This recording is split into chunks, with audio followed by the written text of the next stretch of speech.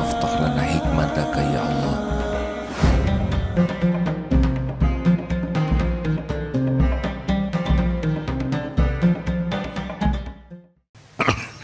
Assalamualaikum warahmatullahi wabarakatuh. Alhamdulillahi rabbil alamin. Segala puja dan puji hanya milik Allah yang maha dekat, yang tidak ada satupun yang tersembunyi bagi Allah. Tidak bisa lari dari genggaman Allah. Apa yang Allah kehendaki pasti terjadi, tanpa bisa ditolak, dicegah, dihalangi oleh siapapun. Segala puji bagi Allah yang memberikan hidayah kita jadi seorang Islam, memberikan nikmat iman, dan terutama memberikan taufik sehingga hati kita tidak bersandar kepada siapapun selain kepada Allah. Itu nikmat besar, dan dialah Allah yang menakdirkan kita berkumpul saat ini. Tidak ada nikmat kecuali pasti dari Allah. Wa ma bikum min ni'matin fa minallah. Allahumma shalli ala Muhammadin wa ala alihi wa ashabihi ajma'in. Kita lanjutkan hadirin kajian nomor 106.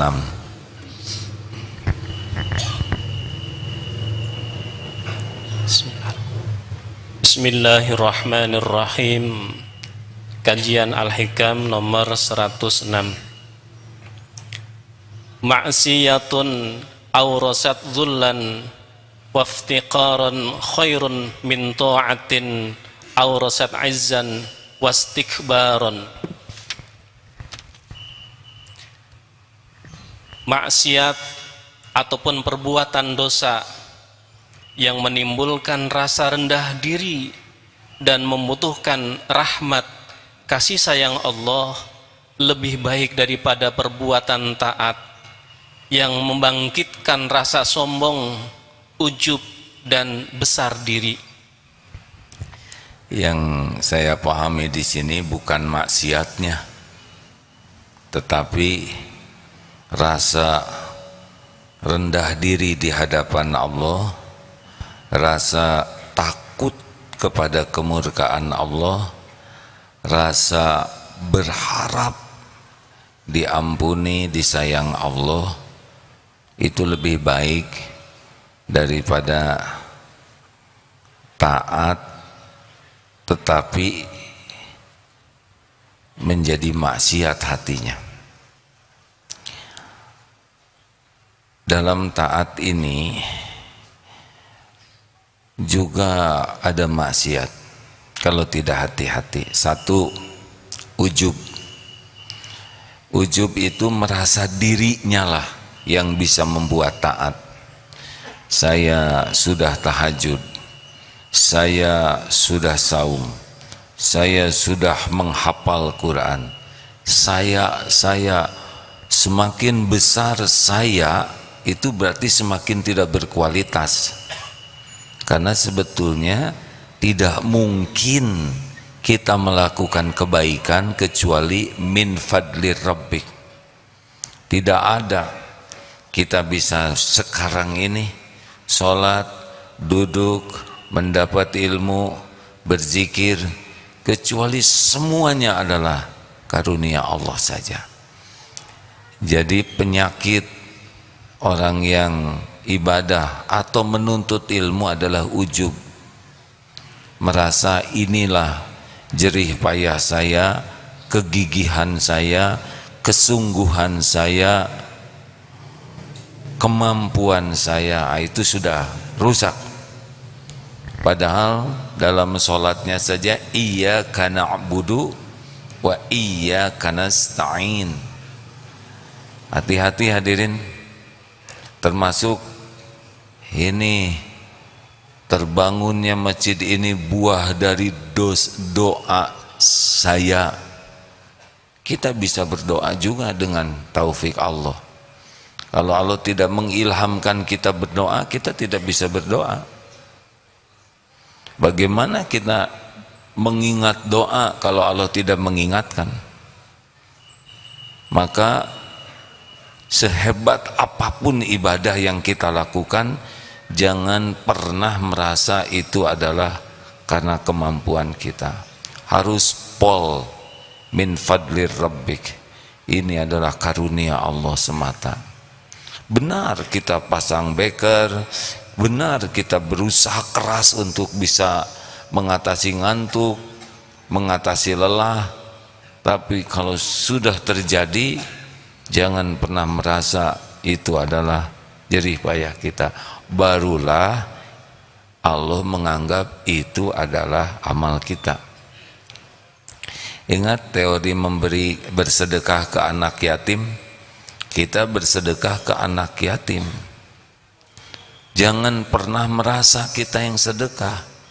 Ini adalah rezeki anak yatim yang dititipkan lewat kita.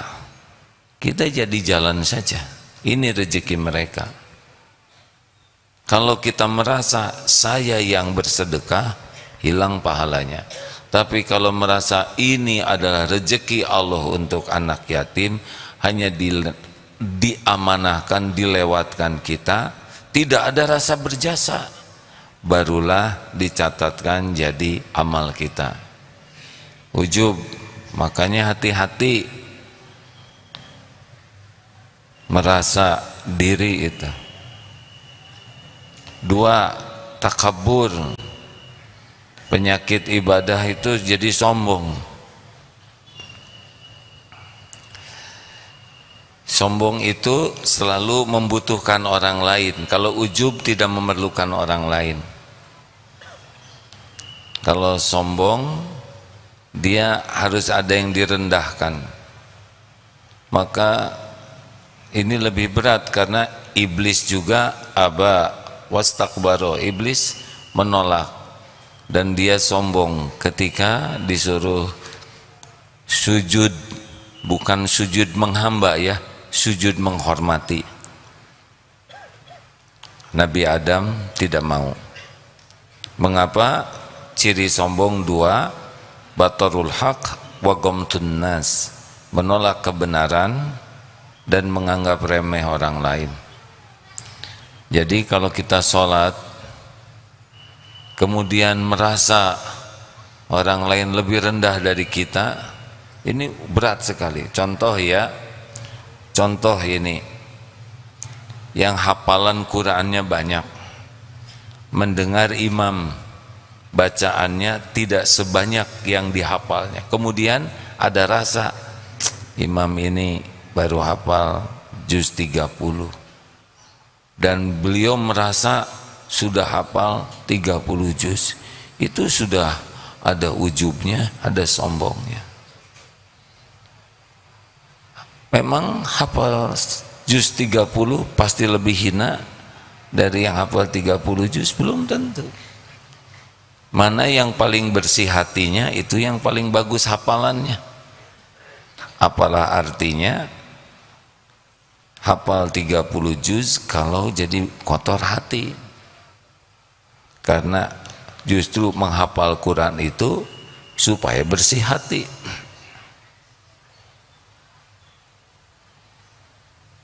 Atau santri yang belajar Baitul Quran, tahsinnya lebih sempurna. Ada benar, ada sempurna. Sempurna itu di atas benar, tapi kalau benar itu tidak salah. Ada imam sudah sepuh, umurnya 70 tahun, tahsinnya sudah benar, hanya bacaannya tidak salah, tidak mengubah makna. Apalagi ada logat kedaerahan. Lalu sepanjang sholat itu santri yang baru belajar tahsin itu terus saja menilai imam ini salah. Ini kurang halus, ini kurang bersih, jadi boro-boro sholat. Karena selama sholat itu terus menilai imamnya, menganggap imam ini nggak layak jadi imam. Padahal kebaikan ilmu imam tersebut banyak, sholatnya lebih banyak, melewati Ramadannya lebih banyak. Hati-hati hadirin, mendapatkan satu Ramadan saja kalau sempurna bisa dahsyat sekali.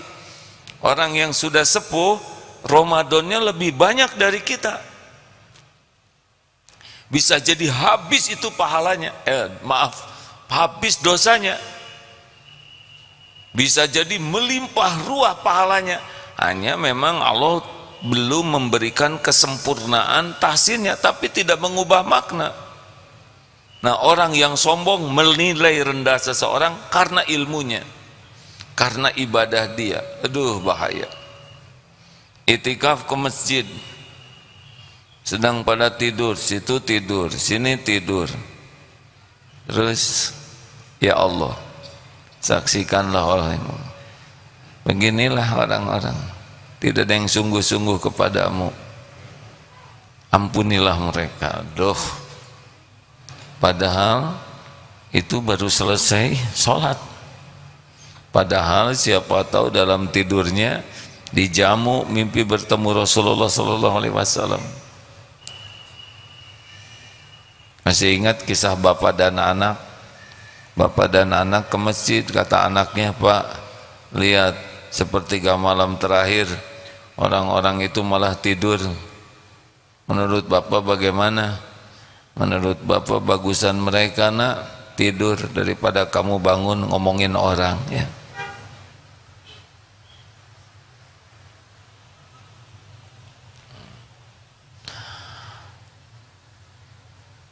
Ada yang datang ke seorang ulama, Syekh,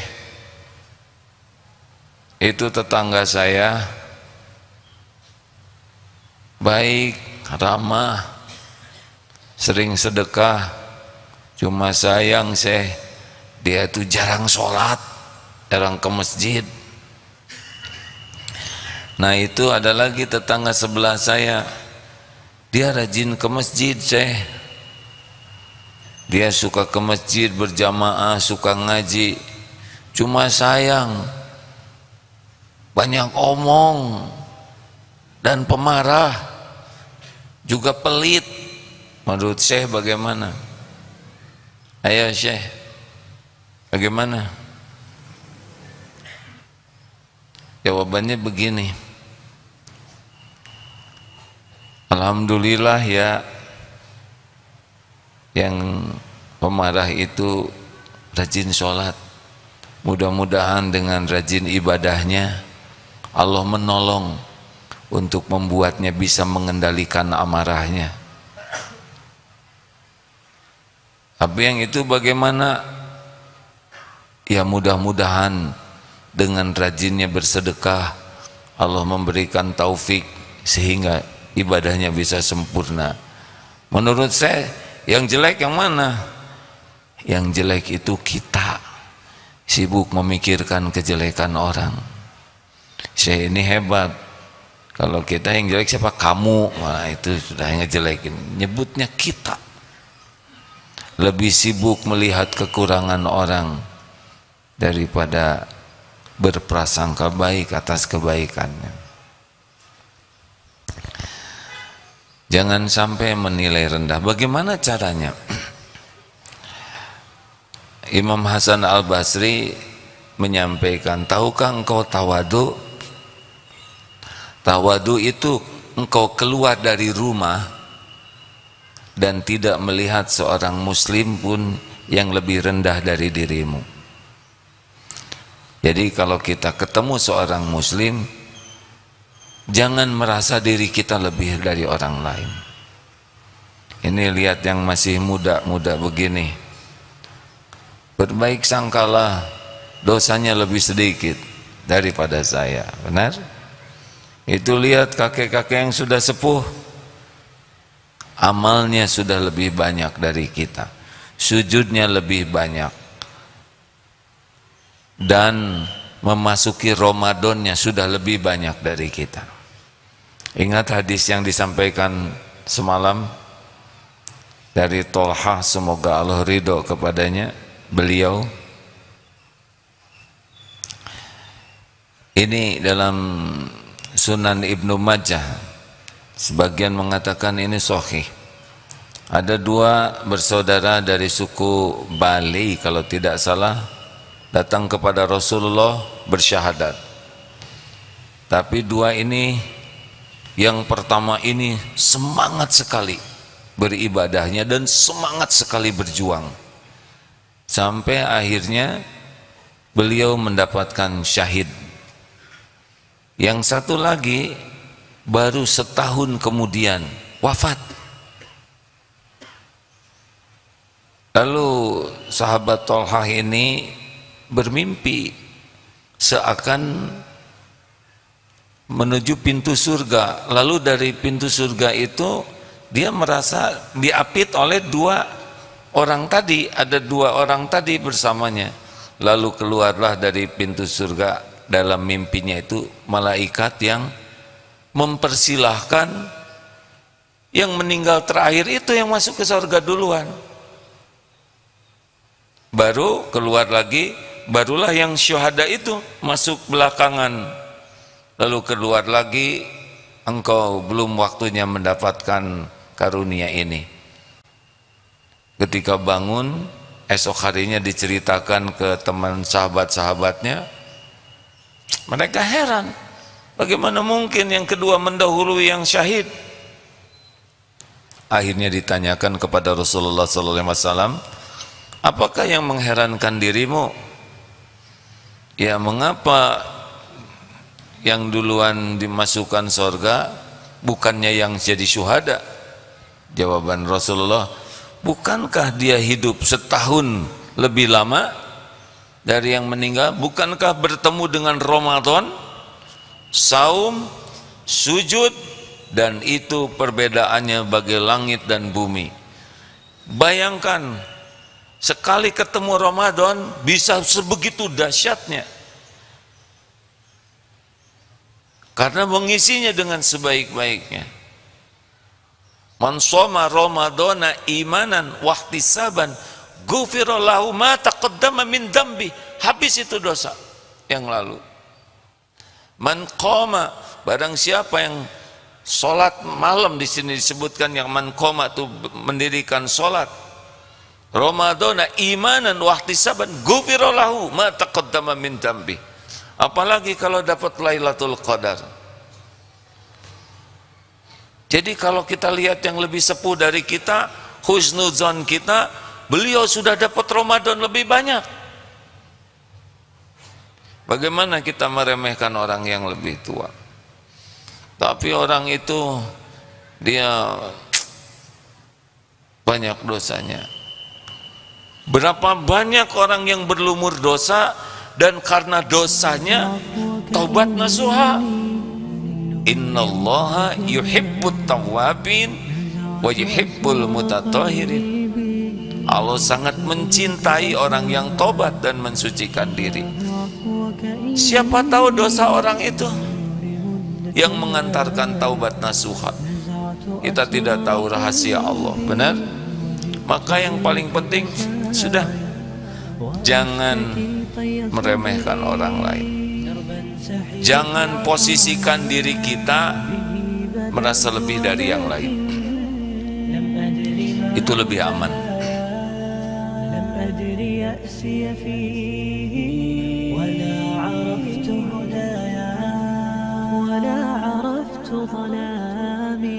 ولا عرفت ضحايا ولا لغيرك دوايا